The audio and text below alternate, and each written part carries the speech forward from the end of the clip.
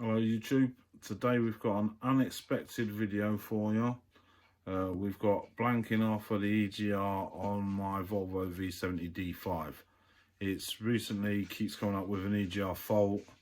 I did the Mr. Muscle trick, drove it to the beach and back, absolutely fucking sweet as a nut, no issues at all. Last couple of days it keeps coming back, keeps telling me the same thing, insufficient flow, whatever. I'm getting rid of it. I'm blanking it off. This is the easiest, cheapest, simplest way to fix any EGR faults that you've got. Doing this, however, may put a light on the dash because it's going to detect the EGR's not there or not working or whatever. So this is going to be like part one of this process because I'm going to need to get it booked in with my mapper, who I was planning on getting done anyway. So we can map out the EGR and the DPF because we're going to have to smash that out as well apparently, because this is going to choke it up according to people on the internet. So I've never done one on one of these before. It should be easy enough. Find a port that goes into the intake, put a plate on it with some either a gasket or some gasket sealer, high temperature stuff, and yeah, lovely jubbly. Now on these, on the front of the engine, you've got all the intake pipe and stuff, and there's like an elbow, and on that's got 3 10mm or 12mm bolts, I believe, that hold that on. If I remember rightly, there's a port behind there that feeds the EGR gases back through into the intake, which is obviously what it does. I think I'm just going to blank off there and unplug it and see what happens. You're not going to need a lot of tools for doing this. If you've got air filter like mine, you're probably going to need a few less.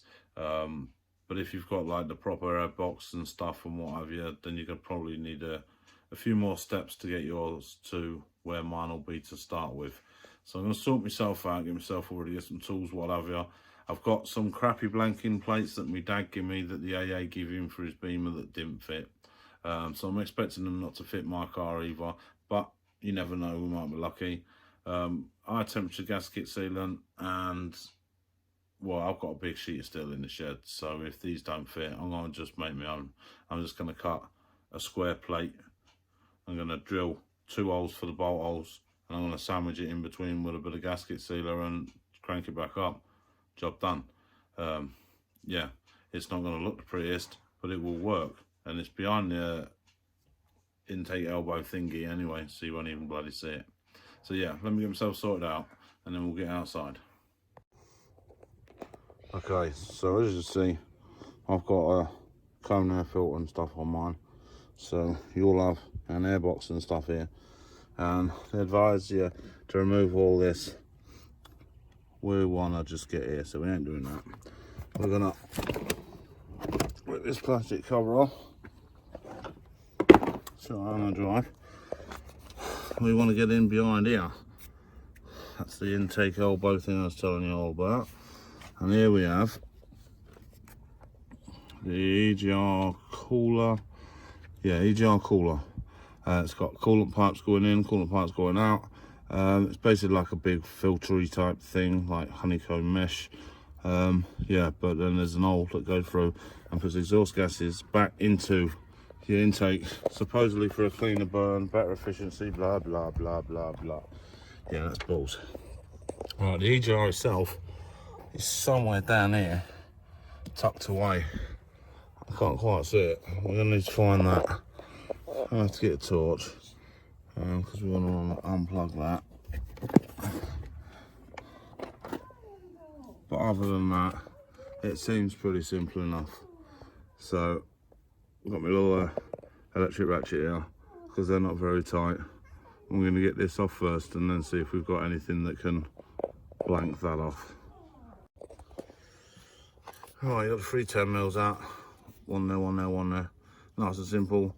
And undo these 2 Jubilee clips and this 10mm there actually. So we can take this off completely, so then you'll be able to see better. So undo that, undo that, undo that. Okay, so with that removed, you can see the cooler a bit better, at least the opening for it. We're going to blank this off, so then it's no longer chucking crap in here. We do still have to locate where the plug is for the EGR valve. It's over here somewhere. We'll do that when I get a torch. I forgot to grab it. But for now, we'll just look in. Now what I would usually do, well, on my own cars, I would chuck a bit of Monster tin in there. You could slide it in, like open it up just enough, slide it in, sandwich it shut. No need for no sealer, no nothing, no anything. But I've been in a long time debate with Fat Rick over the longevity of that bodge, and I've never had an issue with it, but he swears that other people have. So this time I was going to do it properly, and by properly I was going to use some sheet steel like you would use to weld up a beetle floor panel or something. Can't remember how thick it is, but not massively thick but not massively thin. And I was going to build an actual, but now that's a bit bigger than I was intending on doing, if I'm honest. But that's not the end of the world. I mean, I'll just get tape measure out, measure from here to here, and then cross. Well, I'll do that, and then I'll double it, and I'll just make a big square. I suppose it'd work just as well. And then I've got to drill out 1, 2, 3 holes. But then I'm probably going to want to use some sort of sealer, which I've got.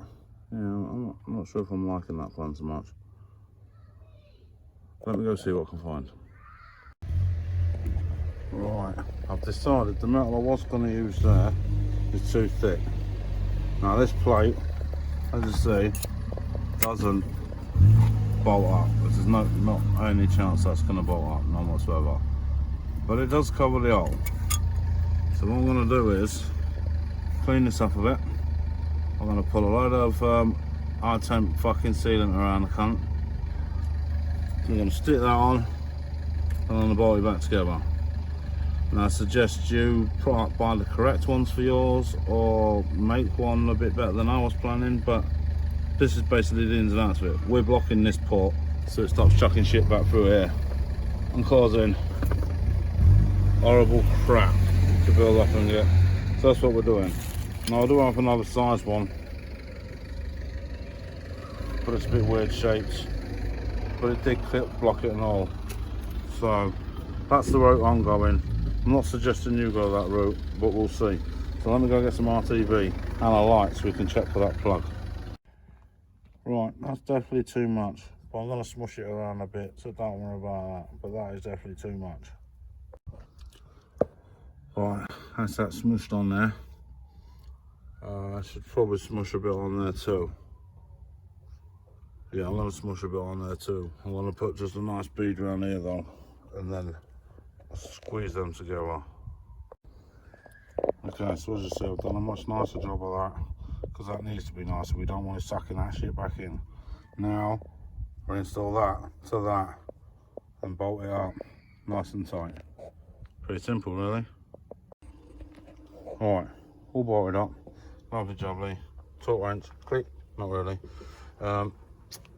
Seems we're going to have to remove this pipe, this filter and this box realistically to get in where I need to see where this EGR wiring is, because I can't get to it. Or we're going to have to go in around the back, but either way I'm going to need access this side so I can see this side, so I can grab it this side, if you get what I mean. You'll see in a minute. Right, I'm going to try my best to show you what I'm looking at here. Let's see. We are looking all right. I think this plug,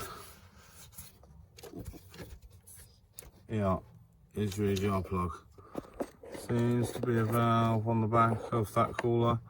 I can't quite get to it at the minute, but I've since decided I'm going to leave it in situ for the minute, because I can't get it mapped right away anyway. But I think I can see a couple of things with a couple of bolts missing here and there. So I think I need to do a bit more investigating on this than I'm prepared to do today. So we've got all that situated. If you're unplugging yours and getting yours really mapped, then that's what you unplug in there. It looks like it's in a bit of a pain in the dick place, but there you go. So now you got to put all your intake and the airbox and stuff back on, and then test whether our bodge has done it. Obviously it's done it, but yeah, obviously we'll show you. Right, so that's all that back together, bar the engine cover thing, because I'm going to come, you want to go and start her up, then you're going to come check you've not got no chuffing around here, which would indicate a leak, and the leak is what we don't want. So if you don't know the old ovlov, oh, this is my high mileage unloved, saved by me out of a yard where it was just dumped, V70 D5 with 222,000 miles on the job, and she's still going strong. There is a bit of a series of her on here. I think we're just going to do this as a separate EGR video, but here you are. So you don't think I'm lying. 222,472, and it says time for regular service. Oh, it's just telling me the door's open. A minute, 1 second.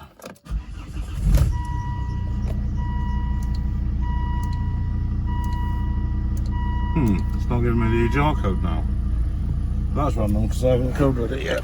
Okay. So, just come around here and we're going to check for any leaking. Now, leaking will be clearly evident. It will sound like a basket, it'll blow shit out everywhere. You'll know. That is near that street. So, job done. Okay, so that was nice and simple. Like I say, if you've unplugged yours, then you might now need to get it mapped out by a mapper. The bloke I use for around 150 to 200 pounds, it will give you 40 extra horsepower, about 35 to 45 foot-pounds of torque, and it will get better miles per gallon. Plus, you can get rid of the DPF and the EGR out of the system altogether, so it doesn't even know it's in there. So, which is what I'll do, just not right in a minute. So hopefully that helps you out, sorts you out for a quick bodge around it for now. If you like the video, give it a thumbs up, consider subscribing. If not, who gives a shit, and I'll catch you next time. Cheers.